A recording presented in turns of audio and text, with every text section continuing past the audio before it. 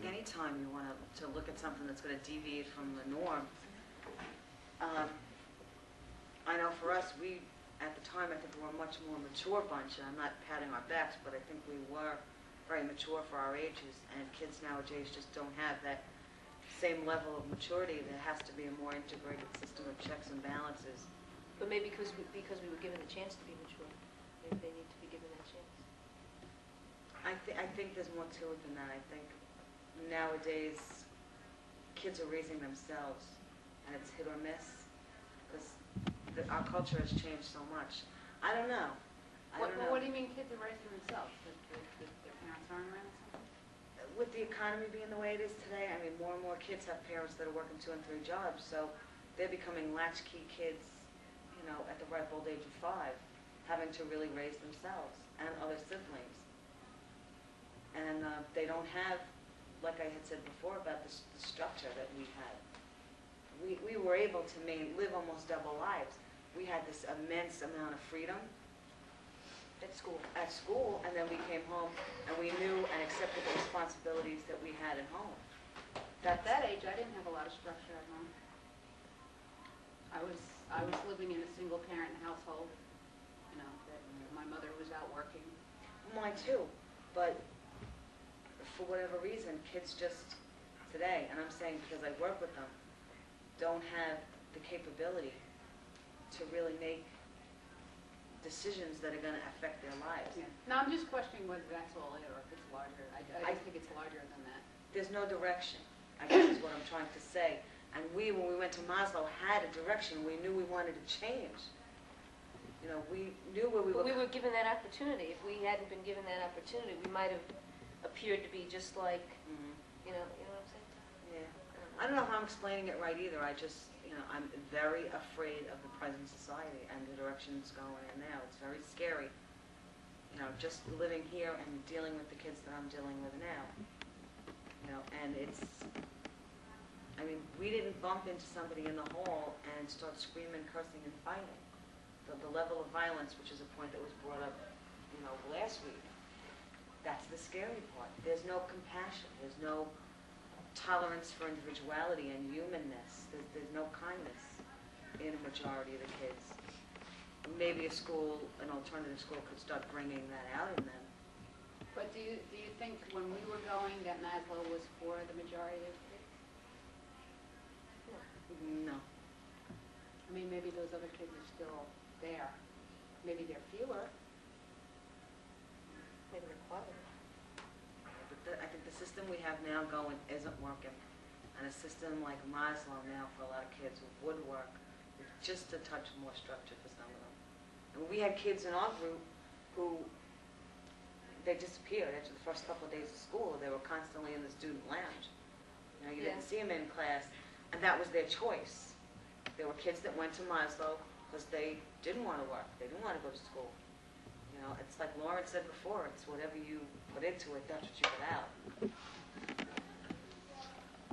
Well, one thing I would suggest, if people were starting a school, is I think it felt good to feel like we were part of it, like part of the government of it. Having forums. It just felt like we were part of what was going on. We weren't just, you know, the sheep. So and you were recognized, too. I mean, you could go through Brentwood High School your whole life and never be recognized. As long as you handed in your papers, that was it, fine. Teachers wouldn't even know your name, you know? At Maslow, everybody knew, you know, knew who you were, knew your name. It was a community. No, it was. We were a community. We were a family. We worked things out together most of the time. I think you also have to be willing to take the slack that comes with being anything alternative, or take the flack, should I say. Oh yeah, whenever I tell people I went to an alternative high school, Maslow-Toffler School of Futuristic, what? Well, I get it even more so because I went to an alternative college. I mean, people say, like, what kind of college did you go to? What do you mean you didn't get grades? You didn't have tests? It was very much like that. And some people don't understand it and think it's not a real college. You must not have done anything. Just as they looked at MT, I think. Yeah. And thought it wasn't a real of school, we didn't do anything. Mhm.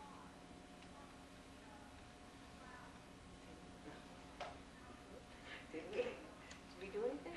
Did we do anything? Sure we did.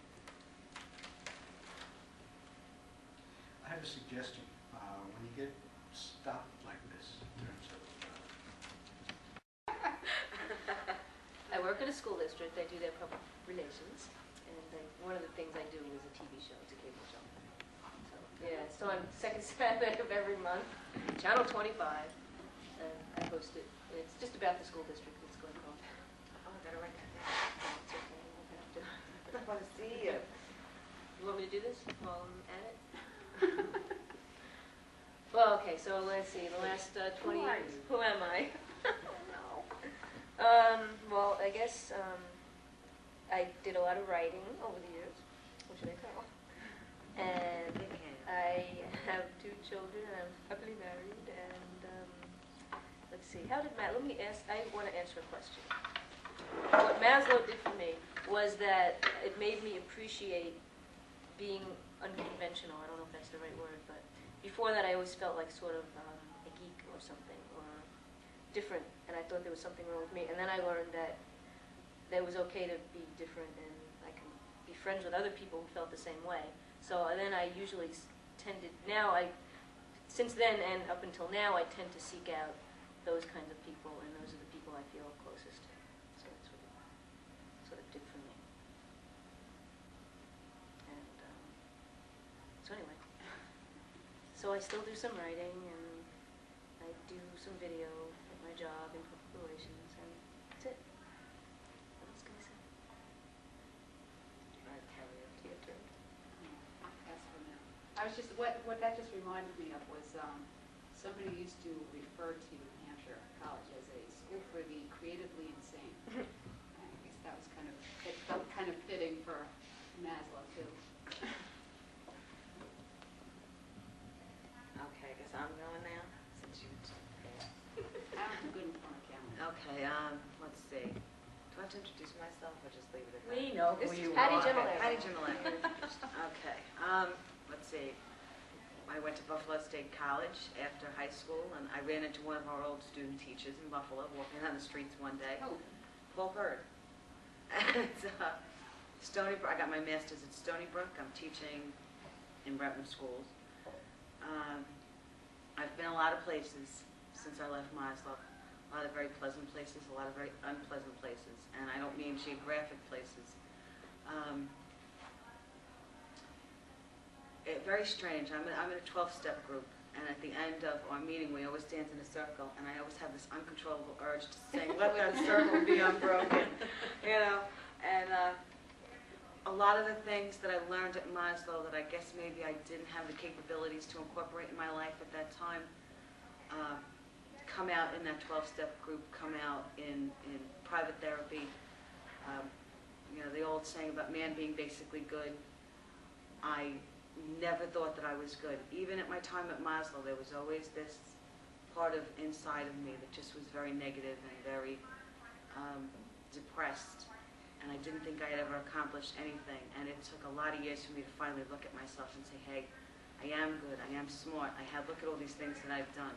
I never thought of going to college and getting a degree as an accomplishment. It was just something that I had to do because everybody told me I had to do it. But when I look back on it, you know, I made the who's who of American college and university students. I maintained a 3.5 average. And I never looked at that as, pat yourself on the back, Patty, you did something good, you accomplished something. You know, and that was everything that Maslow taught, was looking at what you do. You're a good person, you can accomplish things. The constant praise, and not just from other people around you, but get it from yourself, because not everybody's going to like the things that you do. And now at 35 years old, I'm finally starting to grow up, and it feels really strange that I'm learning all these things all over again. You just reminded me of something. I always thought that I could have used a few more years there.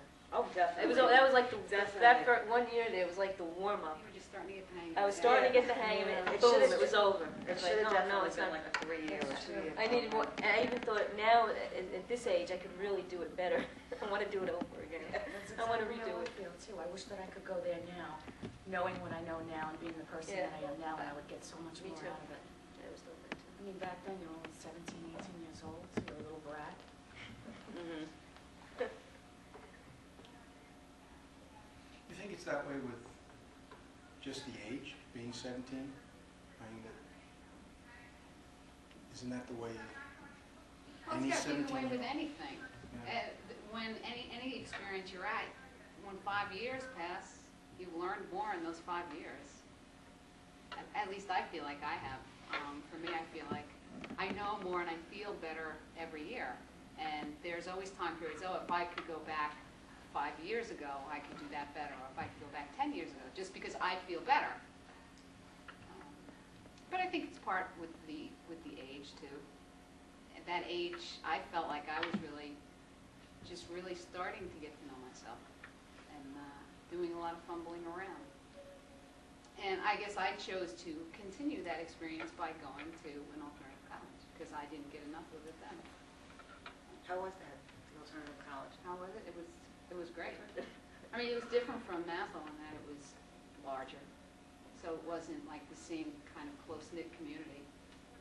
But as far as the structure of learning was very similar.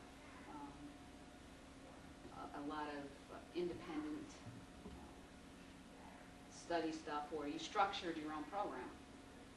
And the difficulty that I had with that is my tendency to never, I used to think, oh, it would be so much easier if I'd gone to a traditional college because somebody would be telling me what I had to do, and I would know when I was done. But there, I was constantly working because I felt like, well, there's always something more to learn. You know, I haven't learned enough. And so sometimes I would have a tendency to maybe take it to the extreme where I wouldn't give myself time just to stop doing schoolwork. That was, I think, the one difficult